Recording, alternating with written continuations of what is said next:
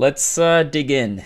Why we should buff more than nerf. I feel like this topic especially very relevant for games and gaming these days, since patch culture is a real thing.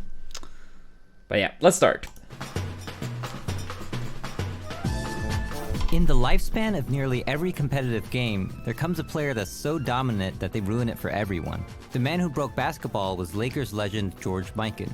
At 6 feet 10 inches, his unbeatable defensive strategy was to stand near the basket and stop any shot that was about to go in. You might be surprised that there wasn't already a goaltending rule in place, but before the 1940s, the thought of anybody able to reach high enough to goaltend was unfathomable. In fighting games, rule changes usually come in the form of nerfs and buffs. Anyone with... Alright, so that alone, like, as a first thing, like, a lot of people in this Smash community, at the very least, have this idea that rules and, like, rule sets can never change, because then you're, like, having some personal agenda against certain people, whether they camp the ledge or whatever it is, right? So, yeah, you can see it in regular sports, too, right? People didn't, foresee that this could be an issue for the future, and then they try to correct it. And in basketball, regarding certain height, how you like block the shots, and so on. So, yeah, basically no rule set is necessarily 100% correct from the start. And that's something we can see in Smash too. Like, in the very early competitive days, people play with items. Literally like 12, 14 horrible stages. So, yeah, sometimes rule changes are necessary. With a Twitter account following fighting gamers knows that having a fruitful conversation about character balance can be difficult. It's no surprise given how subjective and personal it is. It's hard to state your opinions on fairness without looking biased, and if you do it too much, you start looking like a crybaby. This is about the time when someone steps in and says, adapt. Not only does adapt make for a badass t-shirt, it's a powerful attitude that shows how resilient you are in the face of any challenge. And that was precisely the attitude of the Fort Wayne Pistons when faced with Mikan and the Lakers. Their strategy against the most OP player in basketball was to make a quick lead early on and play keep away from the other team until the time ran out. It worked, and the Pistons beat the Lakers 19-18 in the lowest scoring game in NBA history. Dude, that must have been so bad for people watching. Like, oh, you get a small lead, and then the rest of the game, nothing interesting happens. So that's like, yeah, another good example. Flaw in the rule set got corrected, so that's good as well. And yeah, regarding like the buffs and nerfs as well, like the adaptation mindset that you talked a little bit about, like for a game like Melee that don't have patches, you basically have to adapt. You just have to accept that, characters won't get nerfed or buffed. You can argue that PAL was like the one patch for the game, right? But yeah, that's like it. And even then, most people play in TSC because most people, that's like the version they played on when they grew up and, stuff like that. But yeah, besides like, stages and stuff changing, Melee is like, you just have to adapt. It's just the way it is. Of course, this was only possible because there was no shot clock at the time, and as you might have guessed, this is why they made one. In the end, the goaltending rule nerfed Mikan, but the shot clock rule actually buffed him by making the teams have to deal with him. Why would they make a rule that benefits Mikan? Because the ultimate goal of nerfing and buffing isn't to balance, but to make a game that's fun to play and watch. People wanted to watch and play basketball, not professional hot potato. I think focusing on balance too much... Yeah, that's also a thing, like the personal, like people think that, oh, you have a personal agenda, like, oh, you want to like make this person like suffer or benefit, like as stated in the video as well, like you want to have a game that is enjoyable to play and watch, and of course like that's very subjective, right? But even so, like in basketball, imagine if they never made the rule change regarding the shooting clock. 99% of the people would agree that it would have been worse for the game, both for the players and for the spectators. And I think like it's important to keep in mind when you like talk about it from a Smash perspective as well. Like when people, for example, talk about like ledge grab limits or air planking, like for the greater good, more or less. Honestly, like if Smash had a lot of money on the line, I think people would have abused the ledge or air planking way more. It's just that the reward is so little, and I think most people would like straight up hate it. But I mean, if you had like millions of dollars, yeah, I feel very confident more people would, try to really take advantage of it. Which can hurt a game in a similar way to how focusing on money too much can lead to an unhappier life. Business scholars call this medium maximization, which Raj Raghunathan describes as the propensity to forget all about the end goal one wants to achieve and to pursue instead the means or mediums to that end goal. Just like how money is worthless by itself because it's paper and metal, balance is also worthless by itself. Street Fighter 1 is the only Street Fighter to be perfectly balanced, but it's boring because you can only play as two characters who fight exactly the same. Obviously, this isn't the 5-5 utopia everyone's imagining, and it's because we want to see a diverse set of characters and movesets. Balance updates are ways to increase the frequency of underrepresented characters and reduce overrepresented ones, but there are different ways of going about this. Yeah, sometimes when it comes to like patch culture and not everyone, but most people want to see like a lot of nerfs. I actually tend to joke about the fact that if these people were in charge, you basically would end up with one character. Because as long as you have characters that are different, one character will always be better, right? Of course, if you have two characters that are identically the same, they're equally as good, right? But as soon as you introduce like different moves, different frame data, whatever it might be, then you're always going to have some characters that are better and some that are worse. And a lot of people, they have this mentality that when one character is the best, they need to get nerfed. And they often fail to realize if you nerf the best character, if they even are the best, then it's going to be a new best character. And if you nerf that one, it's going to be a new best character. So it's like, for a lot of people, it would basically be a never-ending problem, because you would always have one character that is the best. Honestly, for these people, even when you have a character, like a game with one character alone, maybe they would like want to nerf or ban that one. I'm not sure. Of course, like the banning part is also exaggerated, but I think you guys understand my point. Like it always will be one best character. So a lot of people like they believe that if you nerf the best one, the problem will be solved. But you will have a new best character, and then the same people complain again and again and again. One way is to buff the weak. Buffs are exciting and fun, and it's why we have Marvel. Buffs are so awesome, it kind of feels like a Faustian bargain that'll bite us in the ass later if we wish for too much. But I thought about it, and the worst thing that can happen if everybody gets way too buffed is this.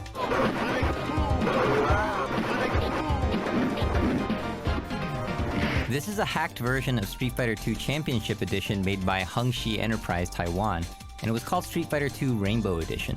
You've got homing fireballs, instant teleports, unlimited air specials, shape-shifting, and yoga flames coming out of knees.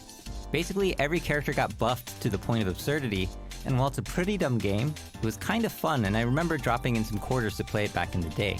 Where else can you do hands Hadoken into jab, teleport, cross-up standing? Dude, this reminds me of Brawl Minus. For people who haven't played, Brawl Minus, basically the Smash equivalent of this.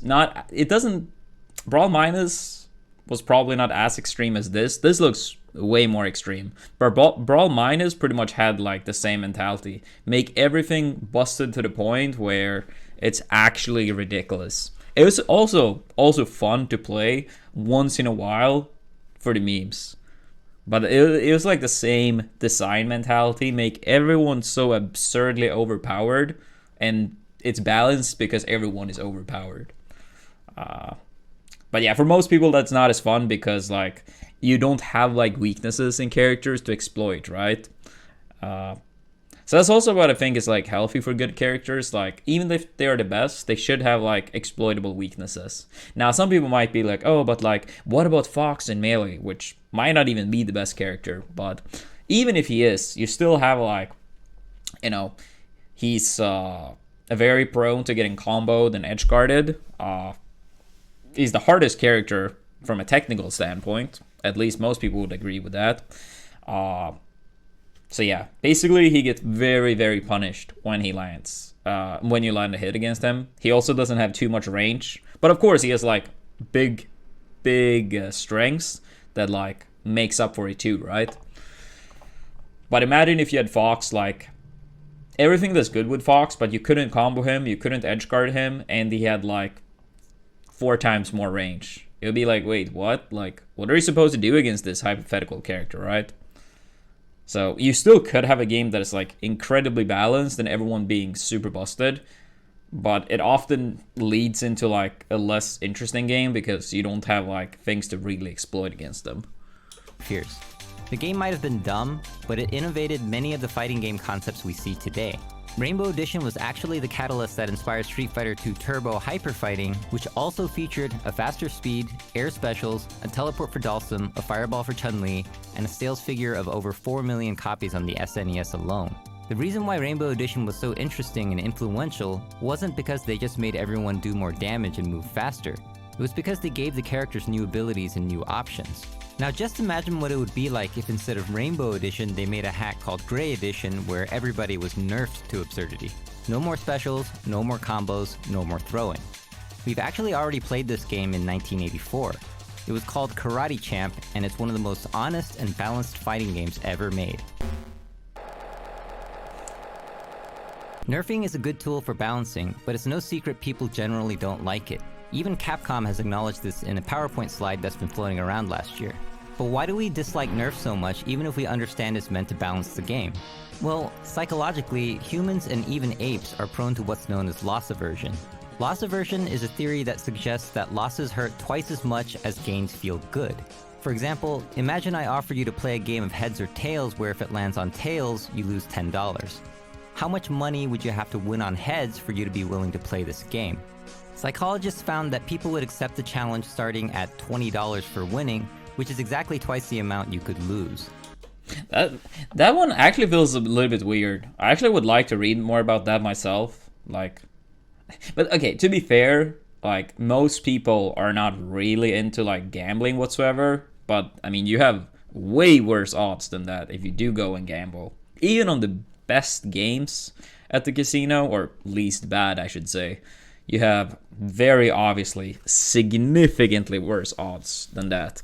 Otherwise, casinos would go bankrupt, right? So that's like a little bit surprising. But maybe I guess like that's maybe for average people that have no interest whatsoever in like gambling stuff. Because hypothetically, if it was like heads or tail, right? $10 if you lose, and even if it's like 10.01, you would still, earn money long term. 50-50 odds. So as long as you win more money than you lose, then given enough tries, you will go plus. But yeah, I actually would like to read more about that. This suggests that one nerf on your character will hurt twice as bad as one buff of similar caliber will feel good. For fighting games though, like I think this concept makes a lot of sense. Because also, like, this might be brought up in the video, but I feel like if you do get nerfs, then it's like you lose something you had. But if you get buffs, you get something you never had in the first place. So, yeah, it makes sense. Because if you have a character that you really enjoy and they buff or they nerf it, and it's like, oh, this character is not fun any longer. Like sometimes it might be like 1 or 2 things in a character that really appeals to you, and then when the nerf happens, it might change the character entirely.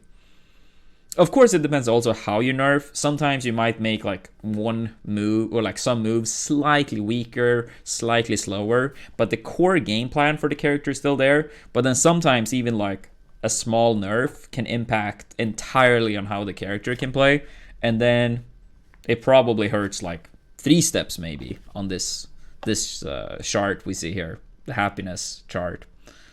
So yeah, in general, not always, but in general, it's like, yeah, better to buff than to nerf.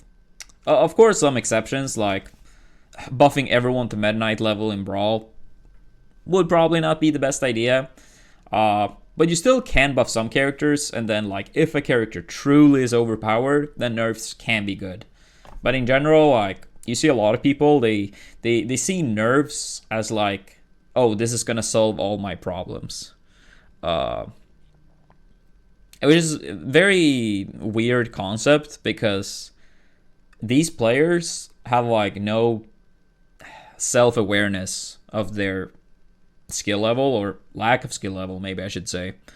I met so many people that believe that if this one character is nerfed, then that's gonna solve all my problems. But the thing is, like, even if that one character might not be as much of an issue, you will still suck at the game. And that's where a lot of people don't realize, really. They're like, oh, like this character gets nerfed, my problems are solved. No, you're still bad at the game. In most cases. The human tendency to be loss averse is used by marketing all the time. Why are sales of limited editions so effective? Because missing out hurts, which is why you gotta get that Strawberry Christmas Karen DLC before the season's over. While it can be argued that nerfing is a necessary evil to prevent the game from breaking, there are creative ways to do this that can improve the game instead of just making everyone depressed. One of the most hype-inducing changes I've seen was actually a nerf. During the life of Street Fighter IV, Ryu's Shoryuken was altered many times. Originally, you could cancel any version of the Shoryuken by sacrificing 2 bars of meter to make yourself safe in case your opponent blocked. But after a few patches, they removed the ability to cancel the heavy version, which is the one that did the most damage. While this seems like a bummer on the surface, it gave players the option to do a safe but weaker version, or a risky but damaging version. When you had the resources to cancel, but opted for the high damage version, you were telling your opponent that you're not scared and you figured them out. I mean, there's making a statement, and then there's just going ham. That is, What is he doing? I think he's going for the record. This nerf was clever because it gave the player a new way to express themselves at the cost of some damage and safety. Yeah, that overall, like, again, I'm far from an expert on Street Fighter, but that looks like an interesting, like, if you're gonna nerf, that actually looks like an interesting one, because as he said, like, you still get to express yourself. It's clear, like, risk reward here. Like, doing the better one if it hits is way more risky, and then the weaker one is more safe, but you don't get the same reward. So I mean, that sounds like a very smart nerf if you're gonna nerf. In contrast, if we look at Ryu's Shoryuken nerf for Season 2 of Street Fighter V, they just removed his ability to do a meterless invincible uppercut. They actually removed every move like this from the game, which caused some controversy. Predictably, the most common reaction to this was about balance. You often hear things like, "Welcome to what it's like to be Guile," or "Ryu is dead." I hate these type of, like, I hate that type of, like, arguments from people, like, oh, welcome to, like, being a bad character. It's like, no one forced you to pick this character. I hate it when, like, people play characters that are, like, considered bad, and they basically put themselves on a pedestal, like, oh, like, now you know how it is to play a bad character. It's like, you pick this character. You can pick any character you want in the game. If you pick a low tier or bottom tier or whatever, that's on you. That's on you. You can pick a good character. But I think some people, sure, some people enjoy this bad character for, you know, some particular reason. Something with the character might appeal to them. But a lot of people also basically use it as, like, self-defense mechanism. Like, if they lose, it's because the character is bad. And if they win, then they're that much better than the opponent. So basically, they're protecting their ego at all costs. It's never them as a player being the issue. It's the character itself. Even though they can pick whatever character they want. This doesn't mean I hate, like, every person that play a bad character. But I do hate this type of mindset that they fail to realize that partly they can pick another character, but they also fail to realize that the issue in 99.99% of the cases for these players, they're not losing because of their character being bad. They're just the worst player in general. But what about its impact on the game's fun? Did this nerf make the game more exciting? Did it make for more creative strategies? Did this allow the player to express themselves in new ways? It might have helped balance the game by making the characters more similar to each other, but as I mentioned before, balance is worthless by itself. Yeah, I agree here. And some parts that was brought up here as well.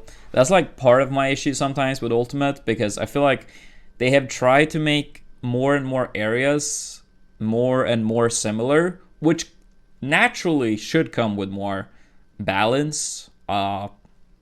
But it does remove like a lot of,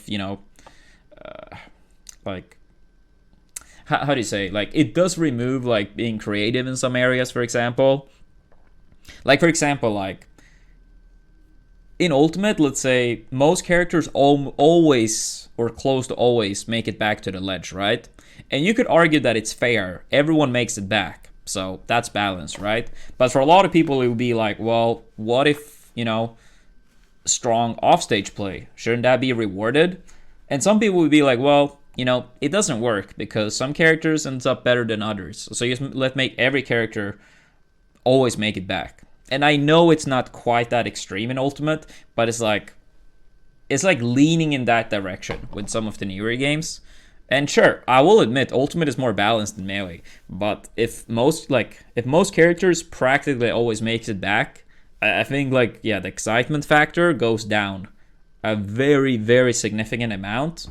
And to me, it's not worth quote unquote more balance if you remove a lot of the things that makes the games fun, in my opinion. Now I know not everyone agrees about this, but that's my take on it. Pro player Infiltration actually benefited from this nerf, but still disagreed with it because he felt it made the game less exciting. 무적 시간을 그렇게 조정한 거는 좀 스파 역사를 확 바꿔버리는 좀 개인적으로 마음에 안 드는 변경점이고. If you look at updates to fighting games like your typical Supers, Ultras, and Ultimates, characters end up overall with more options and more abilities, not the other way around. With more characters and more mechanics, it starts to look like a nightmare for balance, but you also have more ways to solve problems. A hard matchup can seem more manageable if you can choose from more specials, ultras, or isms, and people like seeing their characters do cool new stuff. Because hard nerfing and taking away abilities can be so depressing and kill the excitement, I feel it should be reserved for extreme cases or creative nerfs that can actually... Oh, I love the fact that they were showing Bayo while talking about extreme cases. I mean, yeah, I agree. make the game more enjoyable. And even in games that don't get balance patches, the players will convene and make rules if things get really unbalanced anyways. Regardless, it turns out people still enjoyed Marvel 2 with its infinites and Melee with wobbling. The reality is, a broken game can still be fun, while a perfectly balanced game might not even be touched. Even as the target of nerfs by multiple basketball leagues, George Mikan was a big proponent of a buff that players like him could never benefit from. He wanted... Yeah, no, yeah. Well, I mean, we did talk about it quite a bit already, but yeah. Like, having a game balanced, like, it's good if you have, like, a game at least relatively balanced, but, yeah. As shown in the video that I also agree about, like, it's not, like, the end for the game. Like, how balanced the game is, like, it doesn't necessarily mean the game is more fun to play or watch. And yeah, I think it's like also an issue a lot of people don't understand. They just look at the like quote unquote balance and then they make up their mind based on that. Yeah. Wanted basketball to have a three-point line because it would give smaller players a chance to score and open up the defense to make the game more enjoyable for the fans. In 1979, the NBA added the three-point line, and Mikan got exactly what he predicted.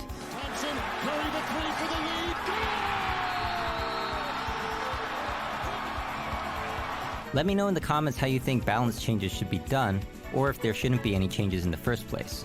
This was Gerald from Korea Gaming. Thanks for watching, and remember, you can vote for the 9th game at EVO 2017 by donating to charity. See you next video. Yeah, I mean, I do agree with like the big message here. Nerfs more so in extreme cases. In general, prefer buffs. People do feel worse about nerfs on average than they feel good about getting buffs. People don't lose out on like, you know, it's like Yeah, it's like you're losing tools, you're losing toys. Like I'm not really sure what to say, but yeah, in general, buffing characters and giving people more options to express themselves is for the better. And even if it comes at the cost of slightly less balance, I do think it's worth it. And I also think it's good for a lot of people to realize that, like, I think patch culture these days is like, it's truly so many people that believe that if a character gets nerfed, they are gonna become a better player, even though they didn't do anything themselves. And it's just very sad to see. So yeah, I think patches should be much more reserved. Like in Ultimate, you could see like literally before the game came out, people asked for nerfs. And it was not like one or two people. It was a lot of people asked for nerfs even before the game came out. As soon as the game was out, you saw people ask for nerfs literally everywhere. And I'm not saying this is like an Ultimate specific thing. This is like for, you know, any game with patches. It's very, very common. So the thing is, like, you can see like games like Melee, for example, that don't receive patches, even like 10, 15, almost 20 years after the game came out, you still see like a lot of things get developed. And the thing is, like, when patch culture takes over, you basically remove the chance from people to actually get a chance to figure these things out. And yeah, that's something I personally feel like is kind of sad, because then it's like, in some cases, let's say you have someone like Leo, right? Someone like Leo winning like close to every Ultimate tourney, and then let's say Joker became like mid-tier or like low tier. Then of course, like, he would struggle more because the character is bad now in comparison to before. But then it's like, did these player actually become better than this player? Like, you would never know, because it's always going to be this like, oh, but the character got like destroyed. Sure, a player like Leo could pick up a new character, but I also do believe some character fits your playstyle and the way you want to play the game more. So yeah, nerfs should be, yeah, for extreme cases.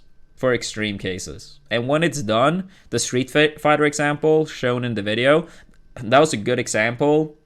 Like, I can't really say like how good the character was beforehand and how justified the nerf was, but the nerf itself and how you could express yourself, I think that was like good from that perspective at least. Yeah. In this hypothetical scenario, Leo would swap from Joker if he was actually like low tier or bottom tier. Then it wouldn't be like worth it, right?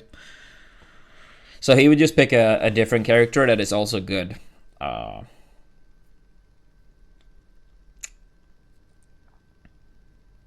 Yeah, that's what would happen.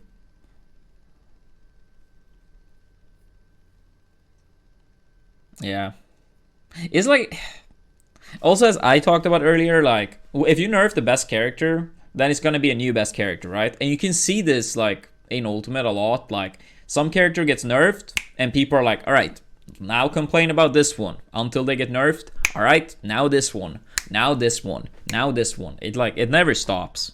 It never stops. So that's very sad, to be honest. People should more focus on like practicing and improving rather than like trying to force nerfs. I actually do believe that people's complaining online sadly impacts choices. It's no coincidence that, like, you know, all these characters people complained about got nerfed relatively shortly after.